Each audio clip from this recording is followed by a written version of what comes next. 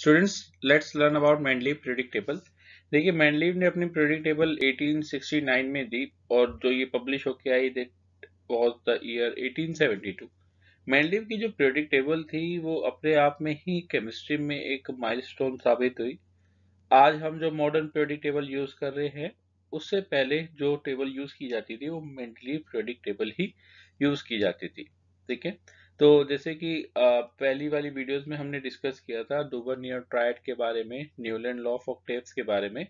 हमने सीखा कि उन्होंने क्लासिफिकेशन जो कि एटॉमिक मासेस पे की, उसी तरीके से मेंडलीव की पीरियोडिक टेबल भी एटॉमिक मासेस पे थी।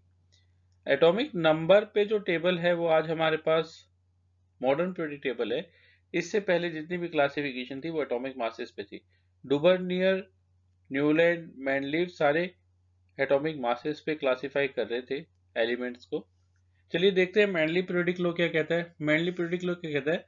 Properties of elements are periodic function of their atomic masses. जो एलिमेंट्स की प्रॉपर्टीज है वो किसका फंक्शन है? एटॉमिक मासेस का, उनके। इसका मतलब है कि जो प्रॉपर्टीज है एलिमेंट्स की वो डिपेंड करती है उनके एटॉमिक मासेस पे। तो ये मेंडलीव ने जनरल स्टेटमेंट दी सबको ऑब्जर्व करके। जितने भी उस समय पे साइंटिस्ट अपनी क्लासिफिकेशन दे रहे थे, मेंडलीव ने ऑब्जर्व किया उनको और उन्होंने बोला कि जो एलिमेंट्स की प्रॉपर्टीज हैं वो पीरियोडिक फंक्शन है एटॉमिक मासेस के उनके। ठीक है, तो देखिए मेंडलीव के समय पे 63 एलिमेंट डिस्कवर हो चुके थे। ठीक है, और उसकी जो पेपर में पब्लिश होके आई table, that was the year 1872। Question बहुत सारे पूछ लिए जाते हैं मेनली पीरियोडिक टेबल पे। इस पे एक क्वेश्चन आता है कि बताएं टोटल पीरियड कितने थे, ग्रुप कितने थे। यहाँ पर आप ग्रुप देख पा रहे हैं। ग्रुप क्या होते हैं बेटे? ग्रुप होते हैं वर्टिकल कॉलम, ऐसे सीधे वर्टिकल कॉलम। टोटल देखिए 1 2 3 4 5 6 7 8। Total 8 groups were there. If we talk about the periods 1 2 3 4 5 6 and 7। यहाँ पर 7 नहीं दिखा रखा। 7 पीरियड में यहाँ पर फ्रेंशियम आ जाता है। फ्रेंशियम के बाद यहाँ रेडियम आ जाता है और इधर आ जाता है एक्टिनॉइड्स आ जाते हैं। ठीक है, तो ये टोटल 63 एलिमेंट डिस्कवर थे और इनको एक टेबल में अरेंज करके दिया मेंडलीव ने। और that table was consisting of 8 groups and 7 period. याद रखेंगे, 7 पीरियड्स 8 ग्रुप पूछ लिया जाता है। चले, ये क्या देख पा रहे हैं आप टेबल में? R2O, RH, ये ऑक्साइड्स और हाइड्राइड्स के फॉर्मूले हैं। मेंडलीव ने बेस बनाया ऑक्साइड और हाइड्राइड्स के फॉर्मूले को भी। उसने देखा कि जो एलिमेंट सेम तरह का ऑक्साइड का फॉर्मूला और सेम तरह का हाइड्राइड का फॉर्मूला बना रहा है उनकी प्रॉपर्टीज सेम होगी। जैसे if we talk about lithium oxide is Li2O। Lithium oxide, sodium oxide is Na2O। Water की ऑक्साइड, वाटर, हाइड्रोजन की ऑक्साइड वाटर होता है H2O। तो H2O, Li2O, sodium oxide Na2O, potassium oxide K2O। इनमें देखिए कि सारे के सारे ऑक्साइड्स सेम फॉर्मूले बना रहे हैं। सारे के सारे मेटल के ऑक्साइड के सेम फॉर्मूले हैं, सिमिलर फॉर्मूले हैं, that is R2O, where R represent the group 1 elements. तो इसका मतलब ये जनरलाइज किया गया कि हाइड्रोजन, लिथियम, सोडियम, पोटेशियम, इन सब की प्रॉपर्टीज मैच करेंगी, आपस में रिसेंबल करेंगी। सिमिलरली ग्रुप 2 में जो ऑक्साइड्स बनाते हैं एलिमेंट्स वो RO की फॉर्म में बनाते हैं। Magnesium oxide is MgO।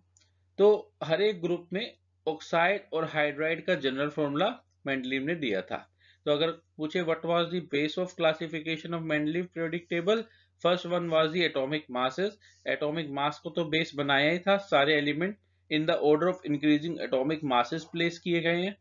और दूसरा दूसरा जो बेस है मेंडलीव की क्लासिफिकेशन का वो था formula of oxides and hydrides. देखिए मेंडलीव ने बोला कि जितने भी एलिमेंट्स हैं जिनका फॉर्मूला सिमिलर है, जिनके ऑक्साइड्स और हाइड्राइड्स का फॉर्मूला आपस में मैच करता है, वो एलिमेंट्स की प्रॉपर्टीज सेम होंगी और उनको एक सेम ग्रुप में रखा जाएगा, जैसे कि अभी हमने डिस्कस किया। देखिए आगे डिस्कस करते हैं। The formula of hydrides and oxide formed by an element were treated as one of the basic property of an element for its classification. ठीक है, next, the element having the similar formula of oxides and hydrides will have same properties, as I told you. Now let's see some of the achievement of Mendeleev periodic table. Mendeleev periodic table की achievement के बारे में बात कर लेते हैं। देखिए, Mendeleev periodic table की अचीवमेंट ये रही कि उसने अनडिस्कवर्ड एलिमेंट की प्रिडिक्शन कर दी। उसने भविष्यवाणी करी उस समय कि अभी यहाँ पर कुछ एलिमेंट डिस्कवर नहीं है। मेंडलीव सेड, उस समय मेंडलीव बोलता है कि उस समय कुछ एलिमेंट अभी डिस्कवर नहीं है, लेकिन फ्यूचर में एलिमेंट डिस्कवर होंगे। तो प्रिडिक्शन करके गया अनडिस्कवर्ड एलिमेंट की। दूसरी जो मेरिट्स है, दूसरी जो अचीवमेंट है मेंडलीव की, वो ये रही कि ना केवल वो प्रिडिक्शन करके गया कि ऐसे ऐसे एलिमेंट आने वाले हैं, बल्कि उनकी प्रॉपर्टीज भी बता गया। प्रॉपर्टीज के साथ उनको नेम भी कर गया। तो जनरली क्वेश्चन पूछा जाता है कि स्कैंडियम जो आज हमारे पास एलिमेंट है, उसको मेंडलीव की पीरियोडिक टेबल में कैसे, किस नाम से जाना जाता था? स्कैंडियम का नाम था इका बोरोन। याद रखेंगे, ये इका संस्कृत का वर्ड है, इका मतलब एक पहले वाला, ठीक है। स्कैंडियम का नाम है इका बोरोन, मेंडलीव पीरियोडिक टेबल में था। गैलियम का जो नाम था इका एल्युमिनियम, एंड जर्मेनियम का जो नाम था मेंडलीव पीरियोडिक टेबल में, जर्मेनियम वाज इका सिलिकॉन। ये नाम याद रखेंगे, स्कैंडियम इका बोरोन, गैलियम इका एल्युमिनियम एंड जर्मेनियम इका सिलिकॉन। एक और अचीवमेंट थी मेंडलीव पीरियोडिक टेबल की, नोबल गैस मेंडलीव के समय पे भी नहीं थी। नोबल गैस की डिस्कवरी काफी लेट हुई, लेकिन जब नोबल गैस डिस्कवर हुई तो उसको एक सेपरेट ग्रुप बना के रख दिया गया मेंडलीव की पीरियोडिक टेबल में।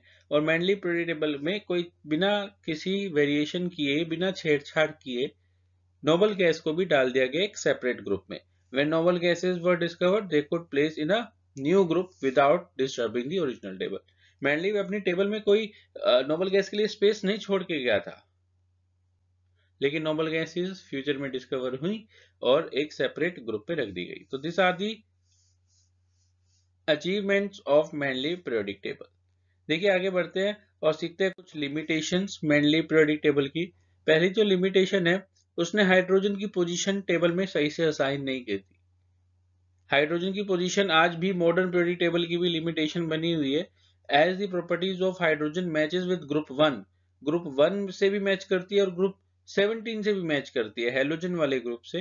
तो हाइड्रोजन की पोजीशन मेंडलीव पीरियोडिक टेबल में असाइन नहीं थी करेक्ट पोजीशन। दूसरी जो लिमिटेशन है, आइसोटोप्स की पोजीशंस ढंग से एक्सप्लेन नहीं कर पाया मेंडलीव। भाई, ये आइसोटोप्स क्या होते हैं? आइसोटोप्स की पोजीशन के बारे में बात करें, जैसे कि आइसोटोप्स आपने क्लास 9th में सीखे। आइसोटोप्स ऐसे एलिमेंट होते हैं जिनका, ऐसे एटम्स होते हैं सेम एलिमेंट के, जिनका एटॉमिक नंबर तो सेम होता है। जैसे क्लोरीन के दो आइसोटोप्स मिलते हैं, दोनों का एटॉमिक नंबर 17 रहता है, लेकिन एटॉमिक मास की बात करें, एटॉमिक मास क्लोरीन का रहता है एक 35, एक आइसोटोप का, और दूसरे आइसोटोप का रहता है 37। इनकी प्रॉपर्टी सेम होती है, लेकिन इनके एटॉमिक मास तो अलग अलग होते हैं। एटॉमिक मास अलग अलग होने के चलते में क्लोरीन 35 वाला पहला लिखे जाने चाहिए था और क्लोरीन 37 वाला बाद में लिखा जाना चाहिए था, लेकिन इनकी प्रॉपर्टी सेम होती है और उसने उसको एक ही जगह पे रख दिया था। तो ये position of isotopes Mendeleev explain नहीं कर पाया। Since isotopes are having the different atomic masses, they should given the different slots, they should given the different position in the Mendeleev periodic table, but he placed the isotopes in a same slot as they are having the same properties. तो ये इसको explain नहीं कर पाया था। Let's talk about the position of isobars. Isobars की position भी explain नहीं कर पाया है। Isobars, like for example, calcium and argon, they both are isobars. Isobars are the atom of different element, जिनका एटॉमिक मास तो सेम होता है। कैल्शियम का भी 40 है, आर्गन का भी 40 है, एटॉमिक नंबर अलग अलग है, कैल्शियम का 20, आर्गन का 18। तो इस तरीके से आइसोबार्स को अगर देखा जाए तो आइसोबार्स को सेम स्लॉट में रखना चाहिए, क्योंकि उनका एटॉमिक मास सेम है और Mendeleev periodic table atomic mass पे बेस है। लेकिन मेंडलीव ने आइसोबार्स को अलग अलग लोकेशन पे रखा हुआ था, क्योंकि उनकी प्रॉपर्टी सेम नहीं थी। तो ये भी एक डीमेरिट रही, लिमिटेशन रही मेंडलीव की क्लासिफिकेशन की, मेंडलीव की पीरियोडिक टेबल की। Wrong order of atomic masses, कई एलिमेंट के एटॉमिक मासेस के रॉन्ग ऑर्डर में रखा हुआ था उन्हें। जैसे कोबाल्ट और निकल का एग्जांपल है, कोबाल्ट का 58.93 एटॉमिक मास रहता है, निकल का 58.71 रहता है, और होना क्या चाहिए था, निकल को पहले होना चाहिए था, कोबाल्ट को बाद में होना चाहिए था। लेकिन कोबाल्ट को पहले लिख रखा है, निकल को बाद में लिख रखा है, एलिमेंट्स का अरेंज करने के लिए, एलिमेंट्स को प्रॉपर अरेंजमेंट के लिए ऐसा करा हुआ था। तो कोबाल्ट और निकल की जो रॉन्ग ऑर्डर है एटॉमिक मासेस का, उसको भी एक्सप्लेन नहीं कर पाया। ये कुछ लिमिटेशन रही मेंडलीव क्लासिफिकेशन की, ठीक है। इसके साथ हमने मेंडलीव पीरियोडिक टेबल कंप्लीट करी। अगर आपको वीडियो अच्छी लगे और if you learn something from the video, please subscribe my channel, like the video and share it. Press the bell icon for the latest update. Thank you and all the best.